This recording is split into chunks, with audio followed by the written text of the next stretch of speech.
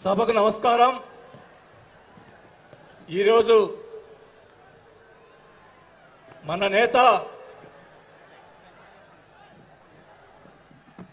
జనసేన రాష్ట్ర అధ్యక్షులు మరియు డిప్యూటీ సీఎం గారైన పవన్ కళ్యాణ్ గారి పిలుపు మేరకు ఈరోజు 12వ ఆవిర్భావ దినోత్సవానికి వచ్చేసినటువంటి జనసేన నాయకులకు, కార్యకర్తలకు, మహిళలకు, వీర మహిళలకు, ఇక్కడికి వచ్చినటువంటి వేదిక అలంకరించినటువంటి పెద్దలు,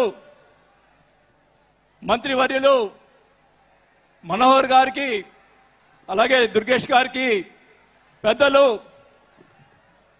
నన్ను పార్టీలో చేర్పించేదానికి ముందుగా నన్ను తీసుకొచ్చినటువంటి వ్యక్తి మా నాగబాబు గారికి, అలాగే వేదిక అలంకరించినటువంటి ఎంపీలకు, ఎమ్మెల్యేలకు, జనసేన నాయకులకు అందరికీ కూడా ముందుగా నమస్కారాలు తెలియజేసుకుంటా ఉన్నాం. మీరందరూ కూడా 12 ఆవిర్భావ దినోత్సవాలు జనసేనకు సంబంధించి అటెండ్ అయి ఉంటారు. కానీ నాకు ఇది మొదటిది. అసలు బాలినేని శ్రీనివాసరెడ్డి అనేవాడు వైసీపీ విడిపోయి బయటకు వస్తాడా అనుకొని చాలా మంది మాట్లాడినటువంటి పరిస్థితులు ఉన్నాయి. నాకు క్షమించండి కొద్దిగా, ఎందుకంటే మొదటిసారి కాబట్టి ఒక 5 నిమిషాలు తీసుకుంటాను. దయచేసి మనోహర్ గారు క్షమించాలని కోరుకుంటా ఉన్నా. మొదటగా నాకు రాజకీయ భిక్ష పెట్టింది రాజశేఖర రెడ్డి గారు. రాజశేఖర రెడ్డి గారు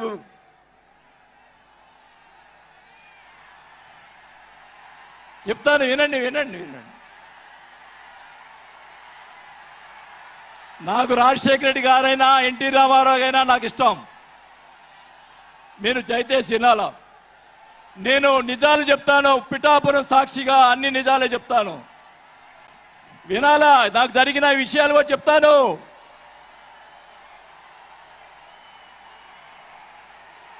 ఆ తర్వాత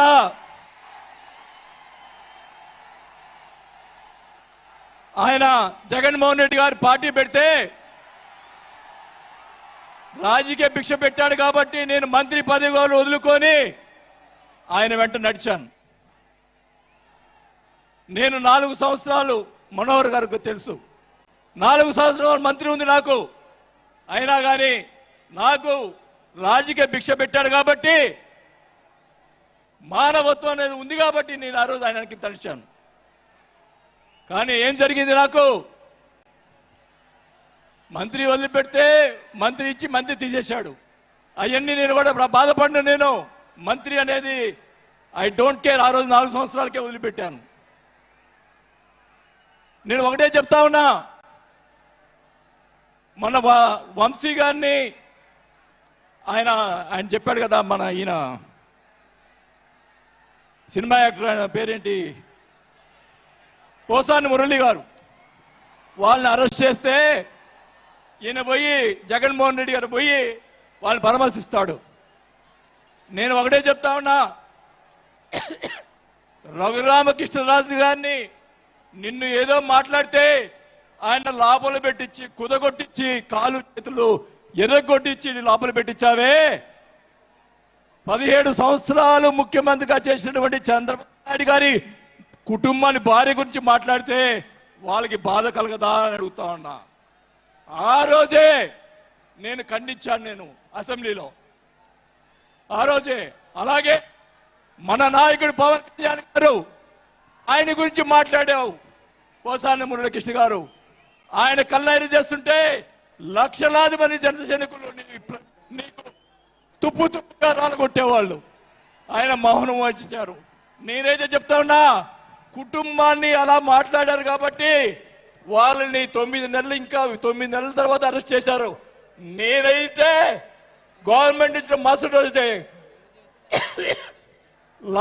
లాఠీతో రాలగొట్టించి లోపల వేయించేవాడిని కూడా ఈ సభగా చేసుకుంటా ఉన్నా. చేసినటువంటి దుర్మార్గాలు ఎక్కడ పోవు, దుర్మార్గాలు ఎక్కడికి పోవు. ఒకటే చెప్తా ఉన్నా, నేను 5 సార్లు ఎమ్మెల్యే, 2 సార్లు మంత్రి అయినా కూడా, నేను ప్రతిపక్షంలో ఉన్నప్పుడు కూడా మన నాయకుడు పవన్ కళ్యాణ్ గారు వైసీపీని ఒకరోజు అందరినీ తిడుతూ ఒక బాలినేని శ్రీనివాసరెడ్డి గారు లాంటి మంచి వాళ్ళు ఉన్నారని చెప్పి ఆ రోజు చెప్పిన రోజే నేను జనసేనలో చేరి ఉండాలని కూడా తెలియజేసుకుంటా ఉన్నా. ఆ రోజు చేరకపోవటం నా దౌర్భాగ్యం. నేను ఈరోజు చెప్తా ఉన్నా, స్పీచ్ 9 నెలలు అయిపోయిందమ్మా ఇవ్వటం, అందువల్ల గొంతు ఇది అయిపోయింది. దయచేసి నేను మీ పిఠాపురం సాక్షి నిజాలు చెప్తా ఉన్నా.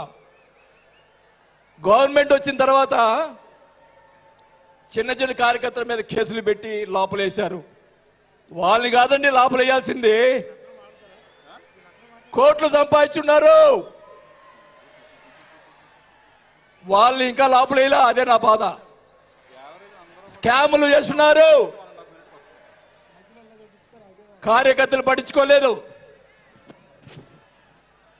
కోట్లు సంపాదించి ఈరోజు రకరకాలుగా మాట్లాడుతూ ఉన్నారు. పవన్ కళ్యాణ్ గారి గురించి నిన్న మొన్న మాట్లాడాడు జగన్మోహన్ రెడ్డి గారు. ఏదో కౌన్సిలర్ అన్నాడు, ఇది అన్నాడు. అయ్యా జగన్మోహన్ రెడ్డి గారు, మీ నాన్న దయతోటి నువ్వు ముఖ్యమంత్రి అయ్యావు, మీ నాన్న అంత అడ్డు పెట్టుకొని. మా నాయకుడు, ఇప్పుడు జనసేన నాయకుడు పవన్ కళ్యాణ్ గారు స్వశక్తితోటి ఈరోజు లక్షలాది మంది అభిమాన పాత్రులు అయ్యాడని గుర్తుపెట్టుకోవాలని కూడా తెలియజేసుకుంటా ఉన్నాం. మీ నాయనతోటి వెనక ఒకసారి ముఖ్యమంత్రి అయ్యావు, ఇంకా చూద్దాం. నేను ఒకటి కూడా చెప్తా ఉన్నా, నేను పవన్ కళ్యాణ్ గారిని కలిసినప్పుడు రాశారు చాలా మంది, కొన్ని పత్రికల్లో మీడియా వాళ్ళు రాశారు. ఏం రాశారు? బాలినేని గారు చాణక్యుడు కూటమిని విడగొడతాడని చెప్పి కొన్ని పత్రికలు రాసినాయి. నేను అనుకున్నాను, నా వల్ల పవన్ కళ్యాణ్ గారికి ఏ ఇది రాకూడదు. నా ధ్యేయం, నా కోరికల్లా ఆయన పైకి ఎదగాలని తప్ప వేరే ఉద్దేశం లేదు. నేను ఆయన కలిసినప్పుడు ఒకటే అడిగా, అందరూ అనుకున్నారు ఎమ్మెల్సీ ఇచ్చి మినిస్టర్ ఇస్తారని చెప్పి కొన్ని ఇతర పత్రికలు రాశారు. నేను ఆయన ఏమీ అడగలేదు, ఒకటే అడిగా, సార్ మీతో నాకు సినిమాలు తీయాలని సార్ అని అన్నా. నా కోరిక అదే సార్. నేను 5 సార్లు ఎమ్మెల్యే, 2 సార్లు మంత్రి అయ్యా, చాలు నాకు ఇట్లాంటి బూతులు తిట్టే రాజకీయాలు మాకు వద్దు సార్, మీతోటి ప్రయాణం చేస్తా. జనసేనని నా సాయశక్తులా నేను చేయగలని. మా జిల్లాలో 6 నెలల తర్వాత కార్పొరేట్లను చేర్పించాం. మీరు ఛాన్స్ ఇవ్వండి, మా జిల్లాలో జిల్లా పరిషత్తు అన్నీ కూడా జనసేన చేస్తానని కూడా భాగంగా తెలియజేసుకుంటా ఉన్నా. మాకు ఇవ్వండి ఛాన్స్. నన్ను ఆపద్దు. నాకు జరిగిన అన్యాయం మళ్ళా ఒకరోజు మీటింగ్లో చెప్తా. ఒకరోజు చెప్తే సరిపోదు, ఎందుకంటే టైం లేదు కాబట్టి. నాకు అన్యాయం జరిగిందని చెప్తా. జగన్మోహన్ రెడ్డి గారు చేసినటువంటి అన్యాయాలని చెప్తా, నాకు జరిగినటువంటి అన్యాయాలు. నేను ఒకటే చెప్తా ఉన్నాను సార్, మీకు కూడా దయచేసి జనసేన కార్యకర్తని చూస్తున్నాను. అన్ని నియోజకవర్గాల్లో ఎమ్మెల్యేలని చాలా మంది గెలిపించారు, కార్యకర్తల్ని జనసేన వాళ్ళని పట్టించుకోవటం లేదు. దయచేసి చంద్రబాబు నాయుడు గారు, పవన్ కళ్యాణ్ గారు ఇద్దరు కూర్చొని ఒక ప్రెస్ మీట్ పెట్టి ఎమ్మెల్యేలందరికీ ఫిరాయించండి. జనసేన కార్యకర్తలు కూడా మీరు వాళ్ళకి రావాల్సినటువంటి రేషియో ప్రకారంగా వాళ్ళు కష్టపడి పనిచేశారు. ఇప్పుడు తెలియదా బాధ? రేపు ఎలక్షన్ తెలుస్తుంది. వాళ్ళు వాళ్ళు అడుగుతారు రేపు, దానికి సమాధానం చెప్పాల్సిన బాధ్యత ఆ ఎమ్మెల్యేలకు ఉంటుంది. కాబట్టి ఇద్దరు కూడా ఇప్పుడే వెంటనే అది చేస్తే మీకోసం ప్రాణాలు ఇచ్చేవాళ్ళు ఉన్నారు ఇక్కడ. అలాంటి వాళ్ళని మనం కాపాడుకోవాలి. కాబట్టి మీరు అంటే నేను ఇలా మాట్లాడుతున్నానని అనుకోకుండా మన నాయకుడు బాగుండాలని కోరుకోవాలి.